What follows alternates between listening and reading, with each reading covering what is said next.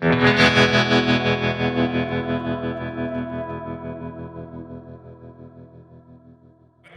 used to having the theme music to come in off of, but I'll be like, yes, welcome to another episode of the Big Truth Podcast, and stoked to be broadcasting live from the Mama Tried Show in Milwaukee, Wisconsin, my second favorite place in the world outside of Boston. The fuck's up, Milwaukee? I'm here with Scott. Scott owns Fuel, one of the owners of Fuel Cafe, but more importantly, one of the organizers of the event today, Flat Out Friday and Mama Tried Show. Scott's been a guest on the podcast before, but we did it the COVID way over the phone. Way better to be sitting here with you, bud. Yeah, it's great to be here. What's happening, Great to man? have you in Milwaukee, Truth. Oh, I love it, man. One of my favorite times ever in life is for the Harley 100th. I came out, and I got off the plane, and Milwaukee Mike, you know Mike, Yes. and Spanner and a couple of guys picked me up, put me on Spanner's extra bike. It was a Triumph 500. These guys are all on big twins. I'm not a small guy, and we go right to the bar, get bombed, and then we're bombing around the highways. And Killer. it was a good time, man. That's a great crew to get started with the first time coming to this town. Oh yeah, that's for yeah, sure. absolutely. Milwaukee's always been a welcoming place. Always been a good time. I mean, you have a city whose main industry is beer and motorcycles. Yeah. Like, it's hard to have a bad time here. I guess that's true. You know, it's funny being here. When you grow up here, you kind of forget that we have those things as like, like legs of the stool. Yeah. The beer and the motorcycles are both, holding up the town, and we just kind of take it for granted. But it's a great town, and it's a great motorcycle scene in Milwaukee too, which I think sort of contributes to the success of Mama Tried Show, Flat Out Friday, even Fuel.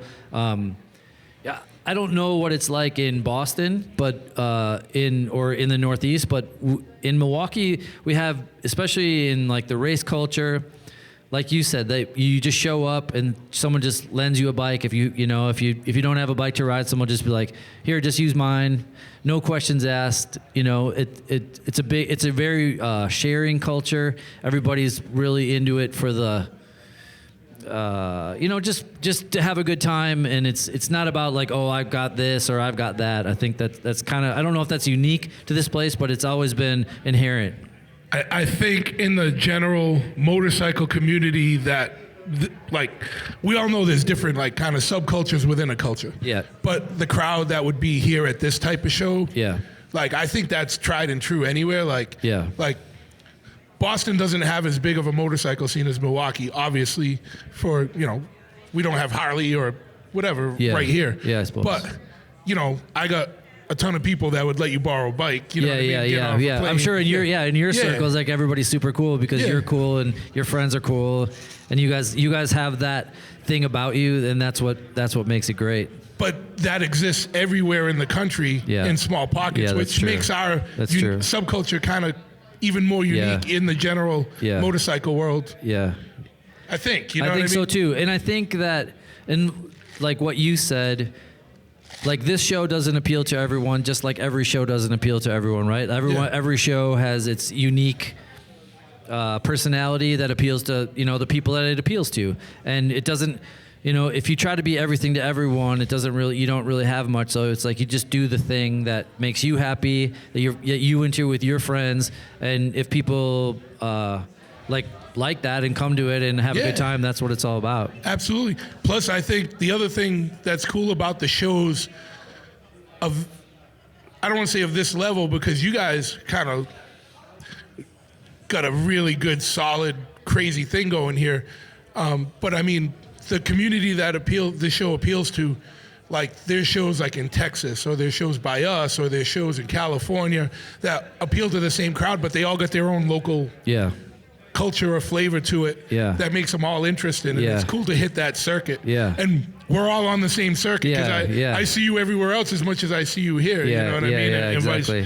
And whatever. But one thing I was going to ask you about, it was like, there's the intersection too of like punk and motorcycling and like skateboarding, and like is that how prevalent is that? Like, would that have a lot of effect in like how you got it? I think we talked about this on the podcast, and you probably get asked this a lot, but does that really have a big? So for me, motorcycles was the not logical next step of punk rock Okay. and hardcore and skateboarding, which was loud, fast, and dangerous, and Yeah. do it yourself, Yeah. and antisocial, Yeah. and whatever. You know what I mean? Yeah. And I feel now more like when I was young and first getting into it, a lot of the people I met were more the traditional biker, gray beard dudes. Yeah. Leonard Skinner dudes, you know what I mean? Yeah, yeah, Which exactly. is cool. Like, fuck Yeah, you know what I mean? exactly. But now, I think it's been a logical progression for a lot of people. So a lot of people you meet in this world, especially younger people, like have come from some kind of other Yep. subculture over to Yep. this, like Yep. whether it's skating or Yep. punk or hardcore or metal or whatever. Yeah. There's been a lot of overlap. Yeah. And I like it because those are the worlds I operate in. Yeah, yeah. I just don't like it when people don't respect the ways of those worlds. And Yes. we won't get into that. Yeah, yeah. And for all the listeners at home and for our friend Mr. Simic, he was supposed to be here. Yeah, we gotta talk from about Farco. Nick. So just give a big shout out to Yeah. Farco Enterprises worldwide. Yeah. Nick Simic is a good friend of ours. Yeah. A few years ago, at it was like an after party of Mama Tried. It was like 2017 Yeah. or something like that. We all hung out at the Palomino. It was late night, and we had a table full of really interesting and unique people, Yeah, and yeah. we had this great conversation that went on for hours and hours and hours. And Nick was such a big part of that because he just chirps in with these little Quips. quips of humor, and he's if you know Nick, he's a great personality, and he's always like a joy to have around. He thinks of himself as like a bit of or like an Eeyore, you know, like, oh, you guys don't want to have me around. I'm just Yeah. a bummer all the time. But he brings so much good vibes, like whenever he's in the room. Yeah, of and I course. just love having him here. So we tried to get him here. He's really busy with work and with working for Yucca, and that's Yucca Fins, and that's great. 'Cause- Yeah, yeah. And if you don't know about Nick, Yucca Fins, like their whole marketing branding thing is awesome, and I think it's a big part of Nick, because like Nick's skills and talents doing graphic Yeah. design and stuff. So And you may have known him from At the Risers or Farco. at the Risers, whatever. yep, Farco. So yeah, here's to Nick. Wish he was here. I had to try really hard to pronounce the R in Farco when I said that, so that the listeners from everywhere could understand. But I remember that's the thing you kept saying, that you're like, what kind of name is Farco anyway? Yeah, Farco, yeah. He's like, I just wanted to bum people out, and I was like, good enough for me, dude. I'm down, 100%. So, what's coming up? So, obviously, this live podcast segment, like, is a new thing at shows, and a first at Mama Tried. Like, what else is kind of on the skyline for Mama Tried? How's the show going to keep evolving? Like, I've already had you on, and we talked Yeah. about the origins. So go back Yeah. and listen to Scott's episode. Yeah. We don't have to backtrack, but like, what do you guys got coming up, man? Because I'm sure that's what people want to know about. Yeah, it's a good question. I mean, we're always trying to stay relevant. You know, like you said, and I was having a conversation with a younger guy this morning. Like he's a racer, but he's also in the show, and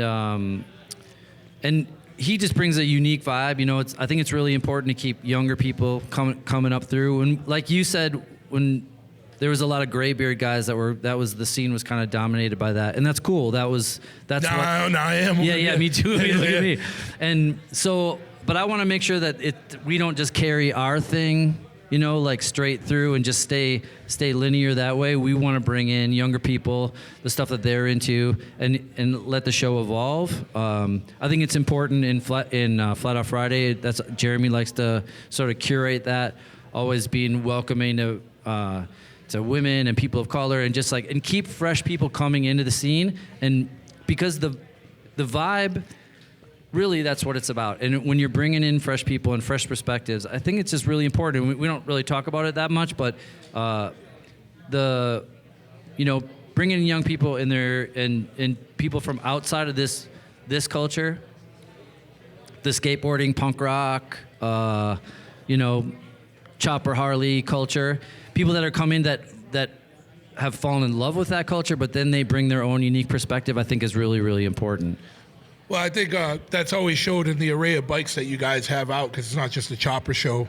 You guys got a lot of race bikes, a lot of just cool bikes, like whether it's no matter how custom it is, like some stock kind of stalker, like Vincent out there, you know what I mean? There's a lot of cool shit out there, which kind of is always interesting because I love choppers. That was my first thing. But sometimes at a certain point, you're like, all right, I've seen like 4,000 20 over Springers today. Like, what else is out? You know? We love all bikes. Right? Like, there's different bikes for different things. Exactly. And I think that, you know, it's kind of cool how Warren and I met is I was kind of from like vintage racing and that kind of thing. And so when I met Warren, and he's, you know, he grew up, his dad's builds Harley motors and has always had a Harley shop. So it's like, that's his lineage.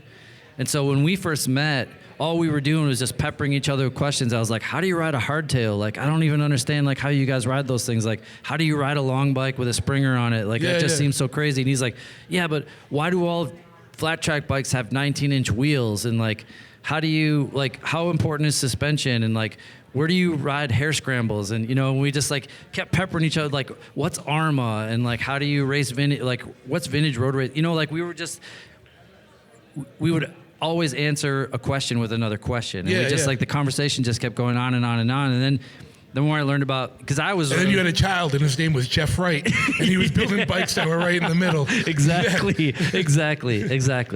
So I think that was, you know, it was cool because we both bring like what we're interested in, and our interests definitely overlap. And so there's that skill set, which Jeff totally embodies, right? Yeah. Like bringing both of those cultures, having a rad fabrication ability, but also like a really great style and a vision. And a vision, exactly. Absolutely, man. Yeah. Well, I know you're busy, and I thank you for I know you've been doing podcasts all day as well. No, and it was great though. I know you got a lot going on. I'm just really excited that you're here and doing this, and I love your podcast. I know you have a lot of fans, and I think a lot of people are really excited to have you here. So thank you for doing it. We just try and give a voice to people in our worlds, like the music worlds, the motorcycle worlds, and then the weird shit, you know, get a little funky sometimes, some UFO stuff. And I love your psychedelic stuff. Yeah.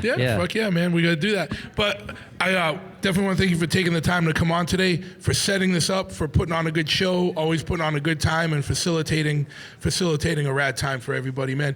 I know it's a lot of work. I know you and Warren and everybody involved. Like, I know you got a good crew. Like, big respect to everybody for putting on a good time, man, because that's what we need more, especially coming out of the last couple of years of bullshit. No kidding. Fucking be at shit, have a good time, be present, and don't worry about pictures online. Come see that shit in person. Exactly. And that's what this is. So exactly. Fucking thank you. Thanks, man. All right, bro. All right. All right.